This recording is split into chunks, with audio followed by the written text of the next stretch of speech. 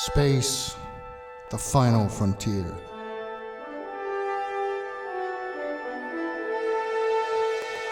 These are the role-playing adventures of Star Trek, the role-playing game. The game simulates exciting adventures where you explore strange new worlds, seek out new life and new civilizations, and boldly go where no one has gone before. Coming right up on RPG Retro Reviews.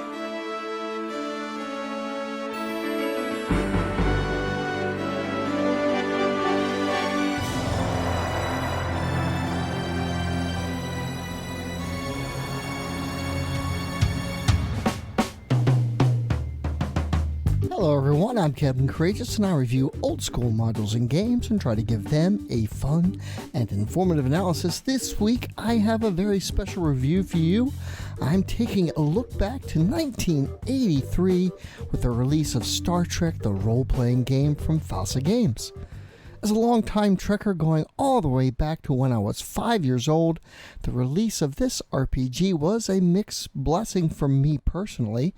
It came out the year I graduated from high school, and while I did buy the game when it came out, that was just a few months before I went off to basic training, so I didn't get a chance to play it until years later. By that time, a new edition of the game had been released along with a bunch of supplements. The beauty of this edition of the game, in my opinion, is it came out at a time where the only Trek we had was the original series and the animated series from Filmation, and two movies, Star Trek the Motion Picture and Wrath of Khan.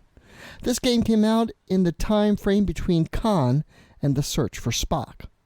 I was a Star Trek junkie at the time, to be sure. Here in Baltimore, Maryland is home to one of the largest Star Trek conventions on the East Coast, Shore Leave. And I went to Shore Leave 4, 5, and 6. I got to meet DeForest Kelley, Walter Koenig, George Takei. The year George Takei was there, 1983, was great. I got to go jogging with him. At the time, George was up early every morning jogging 2 miles, so he had a standing invite for everyone to join him on his jog. Since this was only a few months before I went into basic training, I was in the best shape of my life, and I and about 2 other people managed to hang with him at his pace for the entire 2 miles. Good times.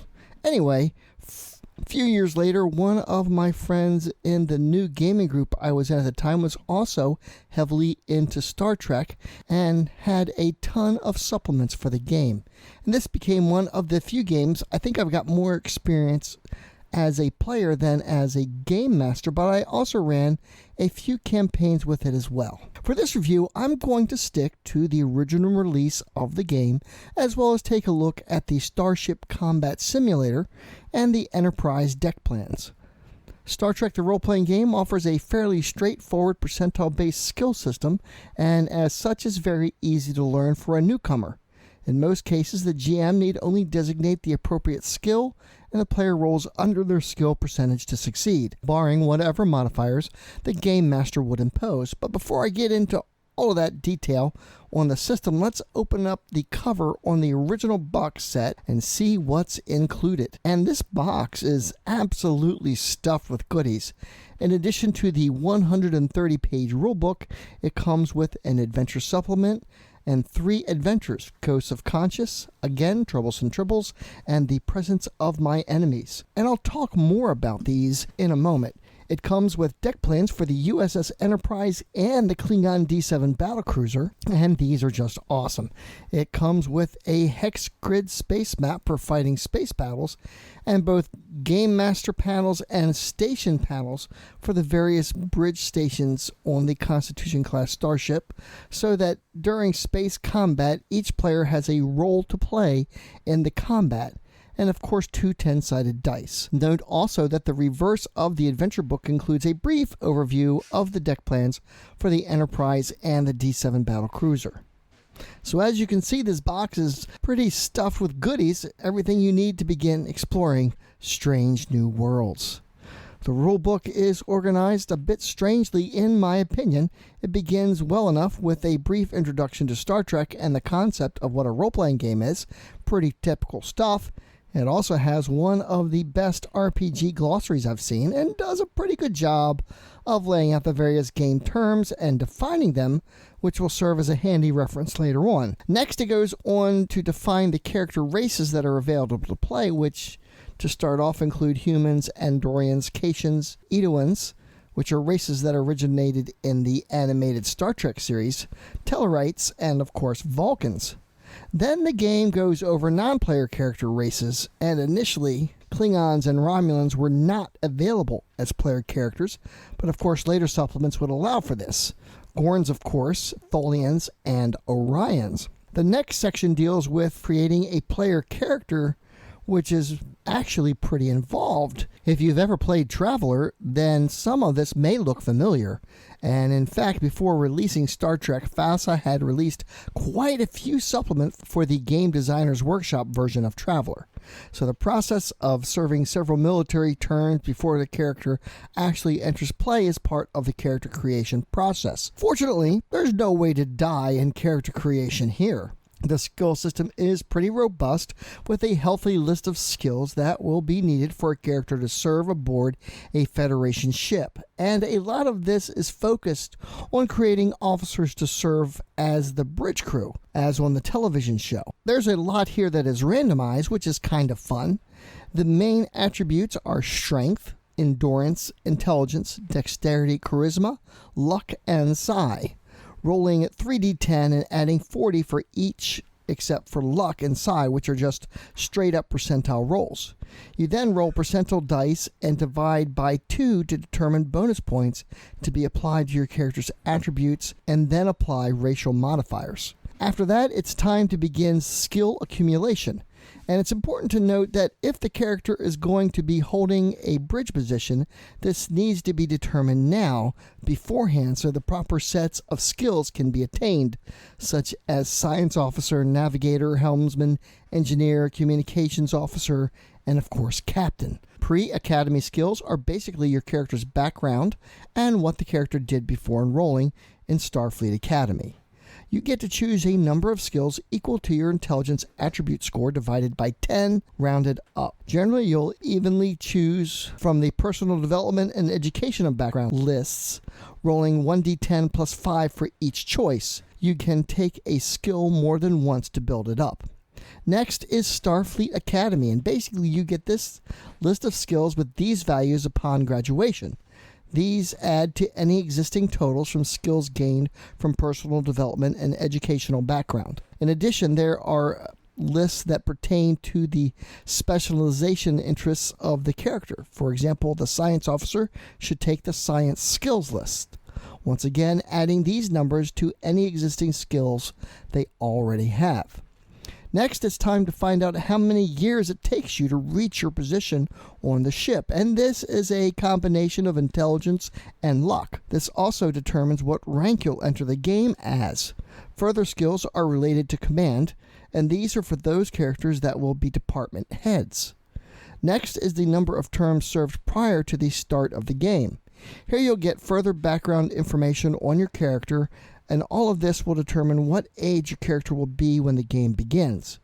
There is a brief discussion on rank in Starfleet, and then your character is ready to begin the game. The next session is simply a detailed list of the game's skills and how they work in the game, and the game has about 50 different skills, so this section is pretty healthy description-wise. The next section is combat. Now, one of the interesting things about this game is the scale is 15 millimeter squares on a grid which represents an area of about 1.5 meters. Apparently, the combat system here is based on a Fasa board game called Grab Ball. I really like it. It's simple, straightforward, plays fast, offers plenty of tactical options, but doesn't get too bogged down in the details, and due to the small scale, makes it super easy to make your own battle mats. Note that the game does come with cardboard counters to represent all the races and department colors. Gold for command, blue for sciences, and red for engineering and security. This will prove super handy when we look at the 15mm scale deck plans for the Enterprise and the D7. Combat in this game works by sides rather than individual initiative, with the side with the character with the highest decks going first. That said, it's not a complete we go and they go sort of resolution. Wisely, each side is staggered so the characters from opposing sides alternate movement until there are no characters left to move, then firing weapons and so forth. This system is further defined by the action point system, which is something I don't think I've ever seen in another RPG. Essentially, a character has a number of action points each combat round equal to their dex divided by 10 plus 4.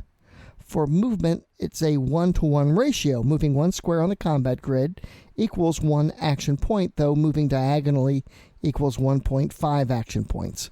Changing positions such as kneeling to stand or vice versa is also an action point. Drawing a weapon is 2 action points. Firing a weapon is 1 action point, and so on. There are also opportunity actions. That is, characters whose turn is over may elect to take additional actions if they still have action points remaining, interrupting the active player's turn, such as firing a weapon when an NPC moves into your line of sight. Then follows a detailed list of possible actions and their action point cost. Damage is deducted from a character's endurance score, essentially the character's hit points. Characters have an unconsciousness threshold equal to their endurance divided by 10. Thus, a character with a 78 endurance is brought to unconsciousness when their endurance score is reduced to 7 or less. Those below that are dying. Death doesn't exactly come easy if trained medical personnel are available and the injured character can get to sickbay in time. There are detailed rules that take into account how far below 0 in endurance a character is, how much time has passed, any previous attempts to stabilize the character, and so forth. But still, if someone has had their phaser set to disintegrate, well, it's bye-bye time. The combat system is relatively robust and does a great job of providing quite a few combat examples, so it's clear how things are supposed to go. The game goes into exquisite detail on Starfleet medical equipment and their effects on healing in-game. The next section is a detail on Starfleet equipment in general, things like communicators, environmental suits, tricorders, and the like. The next section is about visiting those strange new worlds, setting up a landing party, establishing planetary orbits, and some fun detail stuff of that nature, and how a game master can generate unique worlds and different sorts of life forms. The next section after that is a fun overview of the United Federation of Planets, its history, and then my favorite section, Starship Combat. One of the more unique and exciting aspects of Starship Combat in the Star Trek role-playing game is the assignment of stations for bridge personnel during Starship Combat. Essentially, each player takes on a specific role typically seen on the TV show of the ship's bridge crew. The engineer, the helmsman, the navigator, the science officer, and the communications officer, and of course the captain. All stations have a printed panel to reference during play, each with its own specific function of starship operation. This is the engineering panel. Note that each warp engine provides 20 points of warp power, each for a total of 40 points and 4 points of impulse power. During play, the engineer allocates power to the various stations. Note that power for movement and shields is not on a 1-to-1 exchange. It takes 4 points of warp power to move 1 hex on the map, and each 1 point of power to shields is worth 2 points of deflector power. The navigator will then allocate power to the appropriate shield based on the tactical situation, and the helmsman will arm and fire the weapons based on the tactical situation and the firing arcs of the ship's weapons. The navigator is also responsible for moving the ship on the hex map and thus keep track of movement points available. The science officer keeps track of superstructure damage and allocates damage points using the charts on their control panel. The communications officer keeps track of ship's casualties. As more casualties occur, the effectiveness of the ship slowly diminishes. If there aren't enough players to man each station, then a player can pull double duty running an NPC for the appropriate station. In addition, a character's skill comes into play. For example, the engineer can make a warp drive technology roll, and if successful, generates an extra point of power for the turn. A deflector shield technology roll by the navigator results in an extra 2 points of shield power for that turn, and so on. The Game Master has an abridged control panel of their own for each ship, but since each station is greatly abbreviated, a ship managed this way is much less functional. For this reason, when transitioning to Starship combat, it is probably better just to use the Starship Combat Simulator. The rules here are a lot more concise, and the Game Master can use a ship's master control panel. This is a 2-page sheet printed front and back for each of the ships in the game and offers a detailed view of the ship, but in a form that one person can control all the ship's functions equally. Players of the game Starfleet Battles might be familiar with this sort of thing as the energy allocation form. Further, the rules here are also quite close to the Battletech game, also from Fasa, but later, and the roots of that game can be seen here. As such, the Starship Combat Simulator is a fun game in its own right. There are several editions of this game, and you'll want to pick up the 2003 version with this box cover. Be wary of any of those you see on eBay that say Star Trek II or Star Trek III. Those are earlier editions that were released to coincide with the movie and are not as complete or comprehensive as the later edition, which has all the errata. The counters and the space map for the simulator are also a lot more visually appealing than those that come with the role-playing game, with the larger full-color hex counters. The game is completely compatible with the role-playing game, and later iterations of the RPG did not even include the Starship Combat game components. As mentioned earlier, there are 3 adventures that come with this edition of the game: Ghosts of Conscience, again Troublesome Tribbles, and The Presence of My Enemies. Each of these adventures are short and can be played in about 1 game session or 2, and each offers different aspects of the game, much like how the original TV series worked. The first is an investigation into the mysterious disappearance of the USS Hood. The second is a comedy adventure that once again involves Tribbles that calls back to that iconic Trouble with Tribbles episode by David Gerrold. The final adventure finds the characters on a diplomatic mission to the Organian Treaty Zone, captives on board a D7 battlecruiser. A great time to use those 15mm deck plans and make your escape. I have the Enterprise 15mm deck plans that you see here. These are scaled so that you can use the included character counters. Very handy and a lot of fun, but also a bit bulky. For immediate reference, it's probably better to use the included smaller scale ship maps if you need them. This is a 1-to-1 translation, so sheet 3 of 9 from the smaller scale ship maps is the same as the corresponding 15mm map. In a lot of ways, it's kind of impractical. There's so much just useless space here, endless amounts of crew quarters, and kind of nonsensical layouts in some sections. All you really need is a starship corridor, a transporter room, sick bay, the bridge, of course, the engineering section, and so on.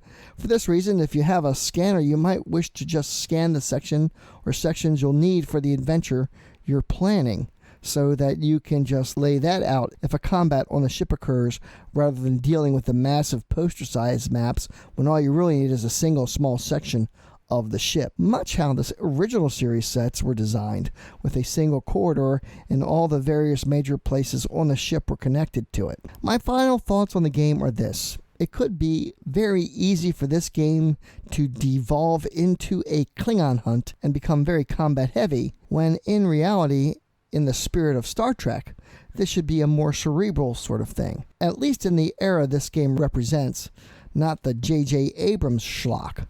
This game is definitely not for every group, and it's certainly helpful if the players are fans and familiar with the source material. This is a game about various cultures coming together for the greater good to explore the galaxy and discover its wonders and its horrors. Many players simply may not have the temperament or the creativity to play Starfleet officers. In that case, it might just be better to skip it altogether and play something else. Getting a copy of this game in PDF is a challenge. The core issue with a licensed property like this that's long out of print is that it can't be made commercially available unless a licensing agreement is made with the copyright holder. Fasa lost its license with Paramount in 1989 when the studio was a bit disappointed with their handling of the Next Generation property. However, Fasa published a ton of supplements and adventures for this game, and it's worth checking out, and surprisingly, prices I've seen on eBay are within reason. Complete copies of the game can be acquired for between $25 and $50. The combat simulator is a bit more, but the 15mm deck plans are quite reasonable considering that they are fun to look at from a collector's standpoint. So let's go ahead and take a look at Star Trek the Role-Playing Game from Fasa on my D20 scale of style, presentation, and value. Style-wise, there isn't much here, to be honest. Any artwork is just functional representations of equipment and diagrams for combat. Likewise, it's black and white images from the TV show, which is fine, but it's not all that exciting. It's also important to note that these rulebooks have a tendency to fall apart rather easily. The one I have is holding up pretty well, but there are places where it is slowly coming apart. I'll rate this a 10. The presentation is pretty good though. First, there's a glossary of terms, which is something I love to see. In addition to the rules section, provides plenty of examples for play. The game rules are well written, but there are a ton of typos and grammar mistakes. Certainly these would be corrected in later editions of the game, but since this is strictly a look at the first edition, I can't overlook it. And there's no index, which is always a deduction of 2 points off my rating, which means I'll have to give this a 14. Finally, let's talk value. Despite the above issues, this is a fun, playable game, and it comes with a lot of stuff. The rules, 3 adventures, Starship combat sheets, and the deck plans for both the Enterprise and the Klingon D7 battlecruiser. That's pretty awesome in my opinion. I'm going to have to give this game a natural 20 here, critical hit. And that brings the overall rating for Star Trek the Role-Playing Game to a 44. Good. Thank you all so much for watching. I hope you found this review useful and fun. Have you played this game? What was your experience like? Please leave some comments below and let's have some fun talking Star Trek. Next week, I've got a rather special review for you.